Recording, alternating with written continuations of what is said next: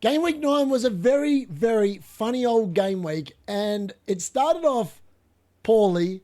It had an epic climax on the Saturday, and then on the Sunday, I went to bed and I was on a green arrow. I woke up and somehow I've fallen to a red arrow because Spurs, after me saying their crap, showed up and put Everton to the sword 3-0, which definitely stuffed me up. But today, we're going to look at my game week lessons from game week 9, my potential transfers that I'm thinking about, that I've got a number of possibilities with my 4 free transfers now for game week 10. So I'm going to have a look at all of that today as well. Again, if you enjoy the content, you know what you need to do. Smash a like on the video. Leave us a comment with your moves and who you're just sick of in your team. And there is a few people that I used to have a bit of love for that are literally going to be put in the bin probably over the next 24 hours due to the price changes that are potentially going to be happening. And if you haven't already joined to the family, please make sure you smash that subscribe button as well. And with that being said, ladies and gentlemen, let's get into it.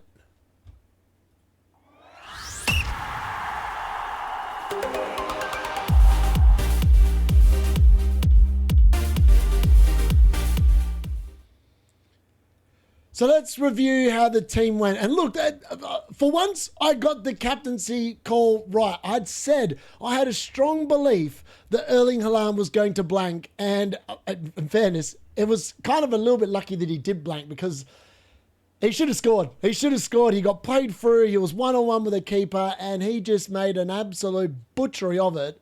And just telegraphed it too much for Emi Martinez. And other than that, he didn't really have much of an opportunity for the rest of that game. So it was a good week to take on the Haaland. Unfortunately, I picked the wrong Man United player to captain because if I'd captained Brian Mbeumo instead of Bruno Fernandes, the difference in points that would have been to my game week is substantial. Like I would have got an extra 11 points. I would have finished on 57 points, which definitely would have been a green arrow. As it was barely a red arrow. I was 5.4 million. I'm down to 5.5. It's just the defense where it killed me. Like lots of people did get those big scores in defense. Unfortunately, I had the big scores in the midfield. Well, the one big score in the midfield, obviously a slight return for Bowen up front. But across the team, it was just a bunch of crickets. Unfortunately, I bet on the Newcastle defense this week and they let me down, conceding to Fulham, whereas the Bournemouth defense, the double up on the bench. Ironically, I said this would happen. I said that the week I play my bench boost, I get no points. The week after, what happens? I've got 12, 13, 14, 15 points sitting on the bench. That would have been an extra 11 points compared to when I played it last week. And unfortunately, these things happen. So don't try and take some solace from it. It is just what it is, and it's not the end of the world. It just means that you got unlucky or you didn't get lucky or whatever you want to call it, and you go again this week. So that's what you got to put it down to at the end of the day. I got the Mukiele benching right. Ironically, actually still scored more points than Chalobah. Chelsea and Sunderland, yeah, that was a really interesting game. Sunderland, very good value for their win. We're going to talk about them a bit more and what I think about them moving forward. But yeah, Petrovic and Senesi, that was highly frustrating. 12 points compared to the 5 from Pope and Byrne. And that was where I did think about splitting the difference and playing one or the other, just because of the fact that potentially, what happened has happened. And double defence, I've had no luck with double defence this year. Other than the one time Newcastle kept the clean sheet and Dan Burn got that 11 points and Pope got 7. Other than that, it's been crickets. Crickets for my double defences all season long. But yeah, other than that, Krejci, I mean, I was hoping for a clean sheet here. He did get an attacking return, which gave him 4 points. But not really what I was expecting for the last 3 weeks. And look, he's definitely on the chopping block. He's one of 2 players I can guarantee leaving the team this week. Him and Dominic Calvert-Lewin are probably the 2 locked players, along with Phil Foden. Yeah, I mean, it's just frustrating. I feel like I've been exceptionally unlucky with Phil Foden. The 4 weeks I've owned him, he's done absolutely crickets. But his XGI and his involvement, particularly in the 3 weeks prior to this week, he deserved some returns, but he just didn't get any. And look, I've been patient for 4 weeks. I captained him for 3. It's time to sit there and say, I didn't get lucky with him this year. Last year, I got very lucky. This year, it's been the complete opposite. Just a bad read on it. I mean, in another season, he returns massively. He just hasn't. Semenyo obviously got the clean sheet point there. Bruno picked up the DC points, which is why he got 4, which doubled the weight. And Brian Mbeumo, the star of the show. He's shown up. I bought him in wildcard 6, and I said that Brian Mbumo is about to take off, and what's happened? He's having a Phil Foden moment, folks. You need to jump on the bandwagon because the Reinders is getting dropped off at the nearest exit, and Brian Mbumo is taking over the sleigh. He's putting me as the reindeer, and he's driving the sleigh. So, yeah, Brian Mbumo, he's going to be fantastic, I think, until he goes away to AFCON, and then I don't know what to do. But I'm actively thinking that potentially he could be a good captaincy shout moving forward. But, yeah, he was really good. The disappointing players this week, let's be honest, Dominic Calvert-Lewin, useless. You get what you got on the tin, don't you? Sometimes it's a dud pick and you're just hoping for a miracle. Didn't get the miracle, and I just got exactly what was expected, 4 points from 2 weeks. Thanks to coming DCL. But in fairness, when you look at some of the other forwards, I mean, I could have gone for Croupy Jr., but who knew that he was going to be starting and then scored 3 goals? That would have been unbelievably good. But alas, I didn't have him. And realistically, I didn't like the other option was João Pedro. And João Pedro has done exactly the same as Dominic Calvert-Lewin, but would cost me 2 million more. So I don't think that was a good move either. So yeah, it just is what it is. I mean, the captaincy shout, it's just the defence that killed me this week, let's be honest. Lots of people with the double Arsenal defence coming in, getting the points there. People with Rodon, people with Van de Ven and Pedro Porro. Obviously betting against the fact Everton weren't going to score, which I thought Everton probably should have scored in that game as well. And O'Brien obviously has that goal chalked off because Ndiaye just did Ndiaye things. It was in the graveyard trying to drag everyone's points into the mud, which he did a very good job of in that game. So, it's turned me off him even more. But it is what it is. 46 points, not a complete disaster. I mean, it's literally the bang average score for the week. And, sadly, a slight red, but nothing to be too disappointed about, I don't think. So the card calls, it was back in the green this week. It called more correct than it got wrong. It picked Senesi over Burn. I mean, I should have listened there and just played Senesi over Burn. Would have got me an extra 3 points. Saka obviously lost out to Bruno Fernandes. Mateta and Gyökeres, it didn't matter. They both did nothing in that game and got 2 points apiece. James versus Kukurea, again, they both did nothing as well. 1 point apiece. Haaland captain versus Semenyo captain. There was barely anything in it, but Haaland did come up 1 point less. DCL unit versus Bowen. Unfortunately, that looked like it was on track to be a draw, and then Bowen obviously scored late on. Dominic Calvert-Lewin, I mean, he just is allergic to goals, let's be honest. Kudos beaten Ndiaye by 1 point, that clean sheet point coming in clutch there. And Walter Mata versus Ekitike was a dead heat as well. So 3 draws this week, 3 correct and 2 wrong, which brings the overall season tally now to 31 correct, 16 draws, and 27 wrong. So it is going fairly close to 50%, which I did think would happen over the course of the year. So it's just going to be interesting to see how it goes over the next coming weeks. But again, if you want card calls, make sure you get them in. I will be putting the late mail together over the coming days. So, I'm intrigued to know what people are thinking for this week. So my early reactions for Game Week 10. Now, Wolves are getting relegated 100%. You put a line for them. They might even finish 20th. I might have got the team finishing 20th wrong. There is a good chance that Wolves are just... they haven't won. They haven't won a game through 9 games. And they've played all the easy teams that everyone thought were going to be easy, but Wolves have somehow managed to do nothing with them. So I think they're done. Put a line for them. They would need to spend 100 million in January to turn their performances around. I do not see it happening, and we'll see you in the championship next season. It's going to be a long 29 games for all those Wolves fans. I do send my apologies already. West Ham might be on the way too. I'm not going to lie. Nuno hasn't really done a lot. They looked bang average against Leeds in that first half. Then they changed some stuff around the second half. 2-0 down. They needed to attack. I mean, they got lucky that they even got a goal back, let's be honest. They offered nothing in that second half, and it was just pure luck that Jarrod Bowen actually came with that. He obviously could have scored an overhead kick in the first half, but just awful performances and awful results. And I think those two teams, I think they could be done. I think they could both be done. And that pains me because my missus obviously is a West Ham fan, and West Ham are kind of like my second team after Man United, but I don't think they're staying up. Based on what I've seen, again, they need a lot of money spent in January to turn it around, I reckon. Are Manchester United back? I mean, every week I sit here I'm getting more and more excited that potentially FPL, Man United could be on the comeback track. We're going to delve into that a little bit more in a little bit as well. And Bumo could be the new FPL king. Chelsea and Man City lose. Is this the Club World Cup catching up with them? We've seen a lot of injuries in different form. And Liverpool lose 4 games in a row as champions. That's the first time that's happened in a very long time.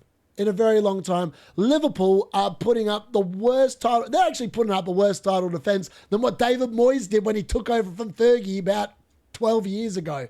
So unfortunately, Liverpool fans, I think you're going to have to get a big dose of reality. Next thing you're going to hear that we want Slot out. I mean, it's coming. It's coming. We all know it's coming. The fan base are about as fickle as us as Man United fans. We demand success. When it goes pear-shaped like this, it never looks that good. And like another easy game, well, they just keep conceding goals. They needed, I don't know what they need to do with their defence, but they need to sort it out post-haste. Again, there was only 4 clean sheets this week, but there were huge, massive defensive hauls across again. We had Van de Ven, I think, with 21 points, or 23, something like that. Insane. We had Gabriel, again, getting another 9 points. We had Rodon getting 13 points. I mean, the defenders went big. They went absolutely mammoth this week. So, again, well done to anyone that owned a few of them. Pedro Porro obviously got 11 points as well. It was, yeah, I mean, for a lot of defenders like mine that did absolutely nothing, and then others just went absolutely huge.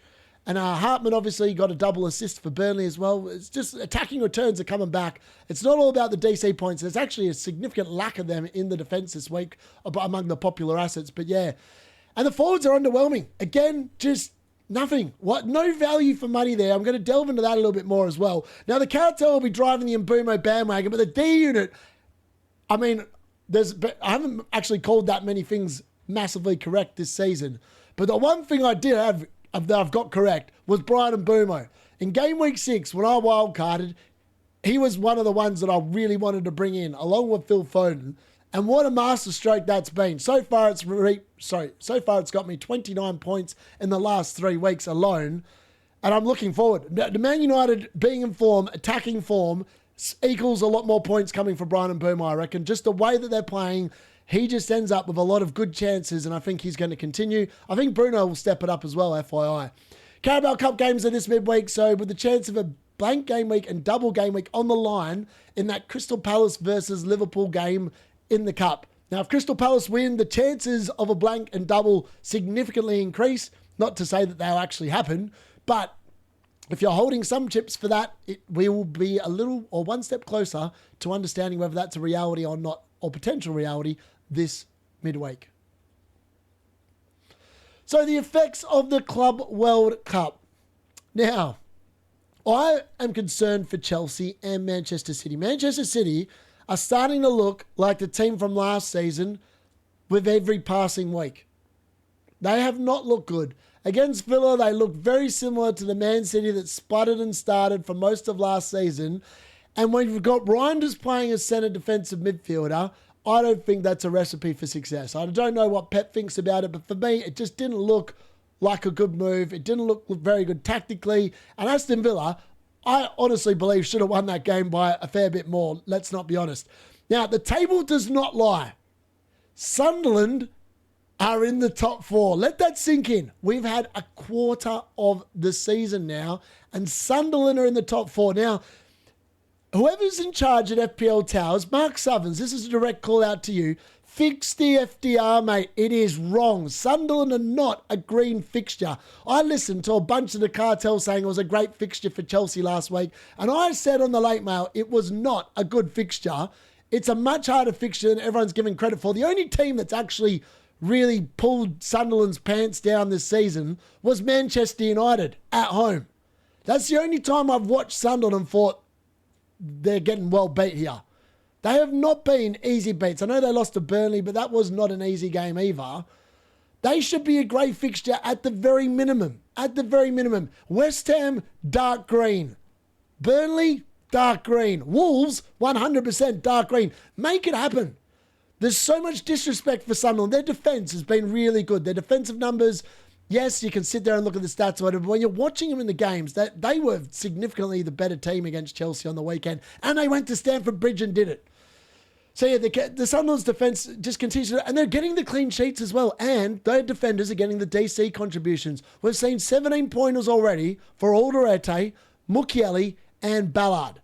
Like, there are points galore there. Zaka continues to get the job done. He's getting a lot of DC points as well. Plus, he's had 3 assists as well. He's a very good midfielder for 5 million. Then you've got a Cedar up front who looks very good value as well, 5.6. He's now scored 4 goals for the season. Dirt cheap. If you want a dead-end spot, maybe you go there and have a look at that. But yeah, I just think it's about time the FPL community starts giving Sunderland some respect, because they are a significantly better team than what people are giving them credit for. And I think they're going to give it to people, especially at home. Especially at home, they're going to be fantastic value. So what's going on with Man City and Chelsea? They both don't look right at all. And they just don't seem to be clicking. There seems to be so many injuries. We've already seen Palmer for Chelsea, a lot of their centre-backs going down. We've seen Liam Delap breaking down. Like, I don't know if it's the shortened preseason or the fact that they went on a kind of mini tour in the Club World Cup. And then you look at Manchester City. Aït-Nouri's been injured. We've had a lot of injuries in their defence. We've had Cherki, we've had Marmoush, we've had all these other players getting injured.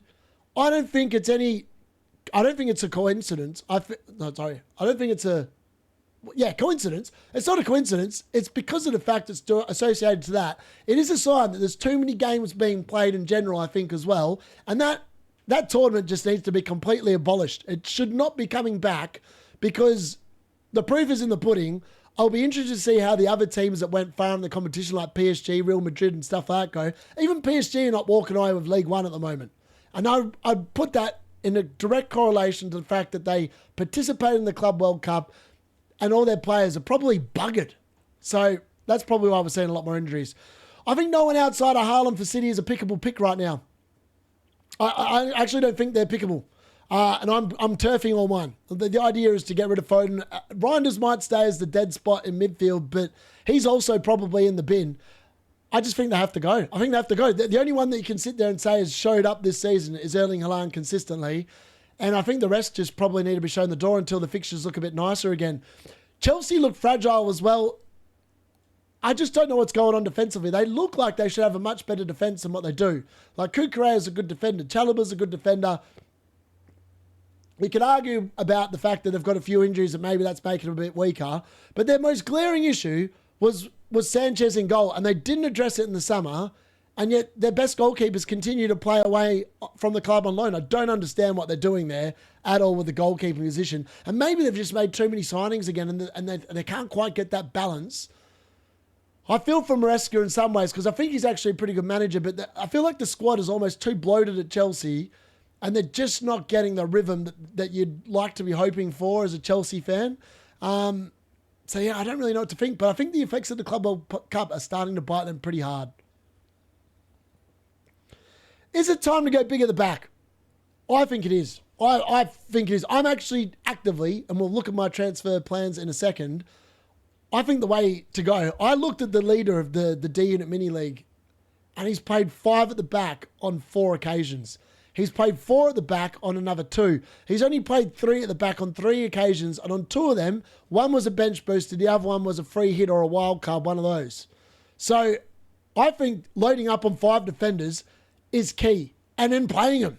Now, don't just pick the DC points. There's a few things you've got to be looking at here. So you want a combination of a high probability of a clean sheet. That is the foremost thing you should be looking for, because when they keep clean sheets, and that's why Arsenal defenders are so good, let's be honest, because they're getting plus 4 points almost every single week at the moment. It is ridiculous. Then you want, combined with a clean sheet, you want the DC potential, not DC definite. So for the likes of Anderson from Fulham, crap. They never keep clean sheets, no good. That's not what you want, because you don't want to be sitting there playing for 3 points every single week. You want someone that can have that upper ceiling of 8 to 10 points if they keep the clean sheet. Then attacking threat comes into the piece. So again, if you've got all 3 of those things, which is why Gabriel, let's be honest, is probably the standout defender in the game, because he does have all of those things, that's actually the smart play. Combining all those things, if you can get it without having to spend like 25 million on your defense, and you're doing even better, and I'm going to talk about potential ways of doing that, then you have a look at the forwards. Now, I actually think that the realistic play, I'm not even going to lie, could be getting Krupi Jr., Mark Gui, and Erling Haaland as your front three, and just playing Haaland every week. Other than when, like, if you've already played your bench boost, you can definitely do it, and I think it's actually probably the way to go. Forwards are horrible value. Look at Isaac, 10.5 million. He's about to drop to 10.4, I think, today. He might even did it overnight, I'm not sure. Gyökeres, 9 million. Even Mateta, 7.7 million he's risen in price to off the back of a blank. Jarrett Bowen, 7.8. I mean, I still think he's very good value in terms of compared to the other forwards. João Pedro, 7.5, done nothing for 5 weeks. Like, there is no value in the money. And the problem is, FPL, and I don't think they meant to do it because I don't think they would have done it and not changed it for the forwards, but they completely nerfed forwards this season, and yet they upped all their prices. They upped all their prices. It makes no sense. So forwards are never going to get DC. Like, if they wanted to give them half a chance of getting some extra points, they would have put the limit for forwards at like 8 DC, and then potentially you might see a couple for some of them. They nerfed the bonus points for penalties scored, which directly impacts the forwards because if they score their only goal and it's a penalty, they're not getting bonus points. So essentially, if they don't score a goal, they're useless. And even if they score a goal, they might only be getting 6 points total. Now, a defender can get 6 points just by keeping a clean sheet. Add on then the DC points, and for a lot of them, it's quite high. That takes you to 8. Then you look at a bonus if you've kept the clean sheet. That's putting them up at 10. For a forward to get anywhere near that, they have to score at least 2 goals every week. It's just not, it's not realistic. Absolutely non-realistic. And potentially we just need to sit there and say, all right, we stuffed up and just play the game. And I think the game is 5-man defense. 5-man defense or 4-man, and then 5 midfielders, 1 forward, 1 playing forward, at best 2, and just dead end their third spot. Dead end it. There's no point wasting money on there. Unless you're on a bench boost, then you have to spend money, obviously, because you don't want someone that's not going to be playing. But that's what I would recommend. So a 5-man defence, you could if you want to get ahead of the curve based on how good Arsenal have been, just triple Arsenal defence. Either get the goalkeeper and 2 defenders, Gabriel Timber, or go Gabriel Timber and Calafiori and just hope you get attacking returns from them. They are set piece FC. There's a good chance they will get attacking returns across those 3 every other week. Also, then I think you need probably one Palace defender, a Bournemouth or Newcastle asset. If you want to go a little bit less risky and you don't want to go double up defense, and I'm scarred by double up defenses all the time, so I'm still anti about like going more than one. But you could go 1 Arsenal defender, which would obviously be Gabriel, 1 Newcastle/Chelsea asset. You could go 1 Crystal Palace asset, 1 Sunderland/Leeds asset for that 4 million kind of price point, and then 1 Bournemouth asset. And I think Trafford's actually a worthy option now as well. Again, he's looking pretty good in that Bournemouth team. And yeah, he's starting to show some attacking potential, and he's very good for underlying bonus points as well. So a Man United back. Last week I wasn't sure. After I watched the Brighton game, I think we're on the road. I think the corner might have been turned. We'll have it confirmed this week. If they go to Forest and do them in, which they should do, based on what we've seen so far this season, I think we could be back. I think we could be pushing for top 4. If they sign a midfielder in January, I think Man United are well on track to finish in the top 4 this season. So back-to-back wins for Amarin. So I can't even remember the last time we won 3 league games in a row. It was a very long time ago. It was under Erik ten Hag, probably in his first season or something like that. What the hell's going on? And can we make it 4 against Forest? I think that we probably can. Based on what I'm seeing, the attacking play looks sensational. And now that they've all got a bit of confidence, Cunha obviously broke his duck in this game and he joined the big party as well. And all the big boys returned. Bruno Fernandes obviously got DC points, but not an actual return per se. Cunha obviously got a goal. And Mbumo got 2. Man United scored 4 goals. What's there not to love here? Like, this is such a good looking, clicking attack at the moment. Amarin looks like he's adjusted a few things, has learned a bit more about the Premier League, and they're putting it into action, and it looks pretty damn good as a Man United fan.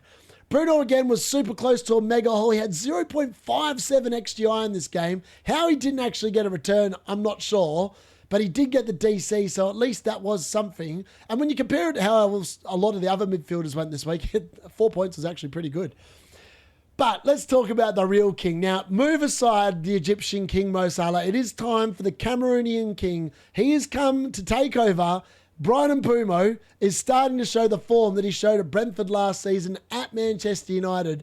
In this game, he had an XGI of 0.8. 0.8. And this time he managed to convert it into a brace of goals, which is exactly what you want. A 15-pointer is unbelievably good. If it wasn't for AFCON, I guarantee that the majority of people would probably be buying him, but I think a few people are going to be put off by the fact they're going to have to transfer him in now, and then in 5 weeks they're going to have to transfer him out. Thankfully, I transferred in on wildcard, so it never actually cost me a transfer to do it. And obviously, I'll move him out for when he goes back to AFCON to represent Cameroon. But I just think that he's a great asset. I think double United attack. I was ahead of the curve for once. I think that is actually the play. There is a world where you could go all three. You could go Cunha and Mbumo and Bruno. The only doubts I've got about that is because of the fact that I think Cunha is the most at risk of potentially losing some minutes to Mason Mount or Šeško, because I think those three, arguably, every week are going to be fighting it out for 2 spots in the team. I think Cunha probably deserves to be starting every single week, and it's probably going to come down to Mount versus Šeško. But for whatever reason, Amrin really does love Mason Mount. But I don't know if that man is capable of starting every single week, and he only lasts about 60 minutes on average when he does. So, yeah, that's also something to take into account. So my potential team without any moves this week, and as you can see there, we've got 4 free transfers in the bank, and I think I would hedge my bets and play a 3-5-2 and just play it like that. I'd probably captain Haaland. I'd have a vice captain on Mbumo. Now, I'm still think potentially you could make Mbumo captain this week, and he could be on for a big haul there against Nottingham Forest. I'm not convinced they've turned the corner at all yet under Dyche. Obviously, DCL Unit then goes on to the last spot on the bench if I didn't make any moves. Senesi's obviously there, and Chalobah, I'm benching him based on what I saw from Tottenham yesterday. I mean, Tottenham probably lose this game 1-0 to Chelsea, and I'll be like, and Chalobah will probably score. That'd be knowing my luck in life. Petrovic is obviously there on the bench. Man City away is obviously a much harder fixture along with Senesi. That's easy benchings this week. Krejci against Fulham, I mean, it's a better fixture in that. But yeah, this is why my team needs moves, right? Like, when you look at it like that on paper, yes, Mukiele, good fixture. Burnham Pope, good fixture. And then the rest, it looks pretty slim. Like, pretty slim pickings outside of the United boys, because I don't know about that Bournemouth Man City game. And I think Man City in general just caused me some problems. So in general, I've misread them completely. I thought there'd be a lot more goals, particularly for the blokes I owned. Other than Haaland, it's just been Haaland. The rest has just been nothing to write home about. But yeah, as you can see, this team definitely needs some work. So let's have a look at what I'm planning to do this week. So my Game Week 10 watch list, and this is the people that are coming into it. So Gahey is the only defender I'm adding in there. Gabriel, Timber, Calafiori, Munoz, Vardiol. I think they're still very good options. Longstaff and Caicedo come into the midfield there. I was unsure whether to put Eze in there as well for Neto, because he's obviously going to be, you'll see in a second where he fits into the things. And why he fits into the things. And in the forward line, obviously, Welbeck and Mark Gui, they replaced João Pedro, because I've got no interest in spending that much money in the forward line anymore. I think that the smart play is actually just to turf out all your money from the forward line and just buy cheap forwards. Because, let's be honest, they've been so inconsistent, it probably doesn't make any sense to actually put that much money into those positions at the moment. So let's have a look at my transfer plans of 4 free transfers in the bank. And these are the 3 options I've concocted. Now, it just depends on what formation I want to play this week. Now, if I dive into I'm going to play big at the back, I don't think it makes any sense to do DCL Unit to Thiago, Bowen to Mateta, Foden to Rice, and Krejci to Gabriel. So I can tell you that you can see there's 2 moves here that are definitely going to happen. So Krejci is definitely going to become Gabriel. That is the first play. That is the Arsenal defender I will 100% own. Then the rest, it does come down to what do I want to do with the rest of my team. And to be honest, if I was looking at this for myself, I actually think that the option I like the most is actually the third. The reason why is because I would hold Jared Bowen to after the Burnley fixture in Game Week 11, then transfer him out either to Mateta or Thiago based on which one seems to be in more form, which one I like the look of the most. Now, some people have said maybe, double Arsenal midfield is not the best. So Eze or Rice could become Sarr. I just think, I know Rice went off with a slight injury. I think he'll be perfectly fine this weekend. I don't see him missing. And they've got Slavia Prague in the Champions League in between Burnley and Sunderland. So I just don't think, realistically, that he's going to get rested for Burnley. Why would he? For Slavia Prague in the Champions League, I can't buy that one myself. The more I thought about it, I was like, that makes more sense to rest him in the Cup this week, midweek, and then rest him in the Champions League next midweek. They should be able to win those games pretty comfortably without him. And I just think that for Burnley, a double Arsenal attack could actually work. I know they've not been scoring goals and they've won 1-0 the last 2 weeks, and maybe I'm making a silly error.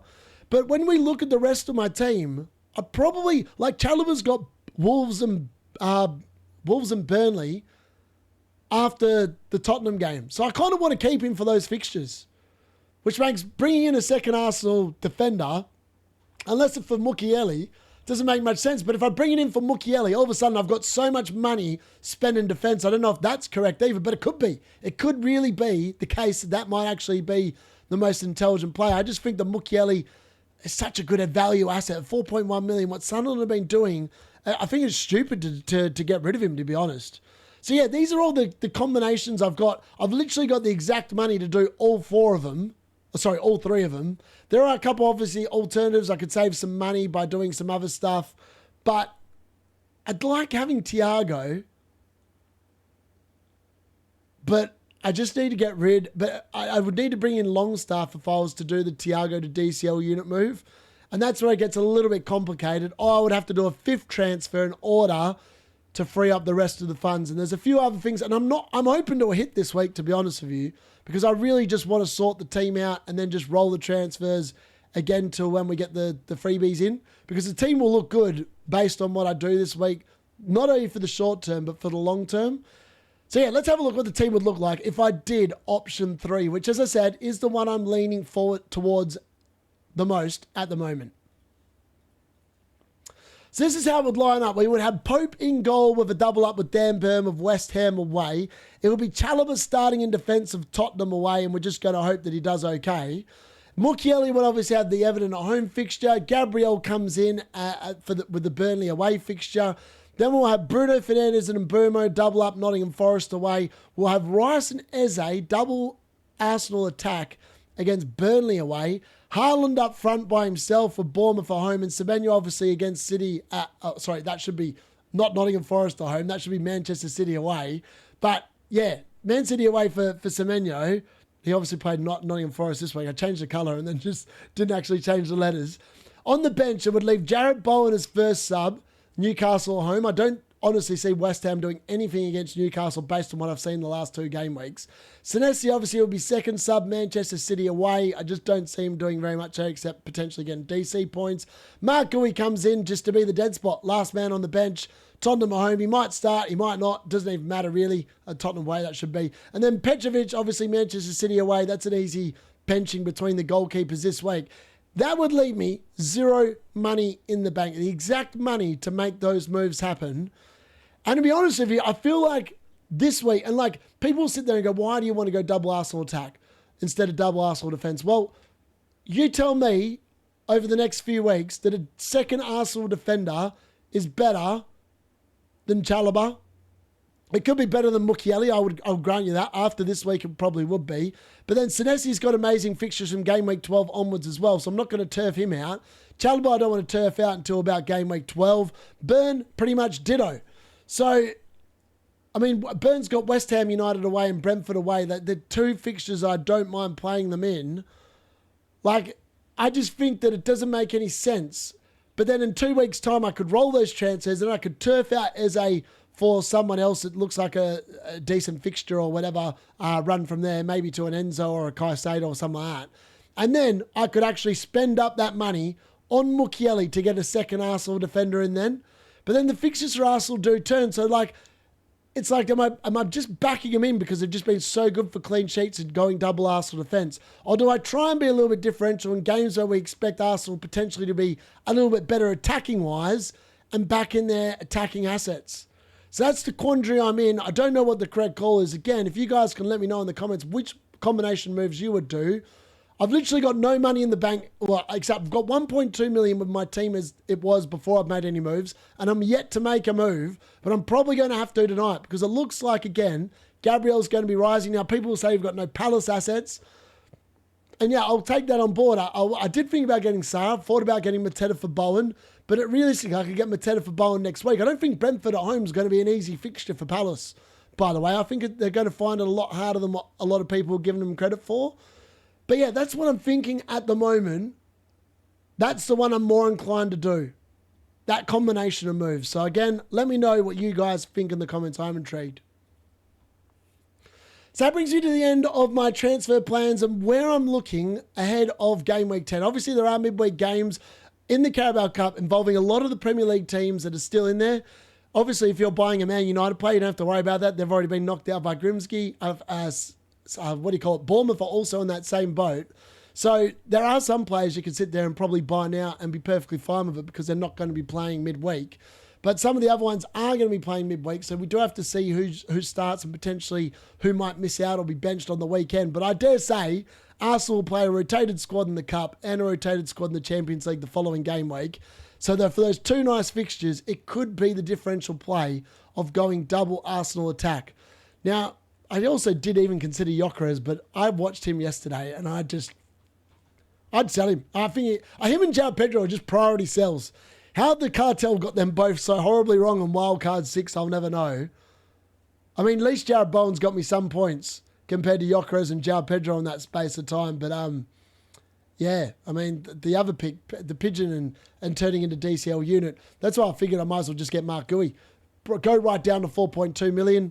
Makes a bit of sense. Spend it around the rest of the team. I'm not going to play that third forward anyway, based on what we've seen so far. And yeah, let me know if you're also thinking about going around to 5 at the back. I'm intrigued to know. If you've enjoyed that, make sure you smash a like. I'll see you tomorrow for my differentials, and the differentials are going to be popping tomorrow. A lot of the ones I came up with this week, particularly in the midfield, absolutely went bananas, which was very nice for people that followed that for last week. And if you haven't already, smash that subscribe button. I've been the D-Unit. I'll see you again tomorrow.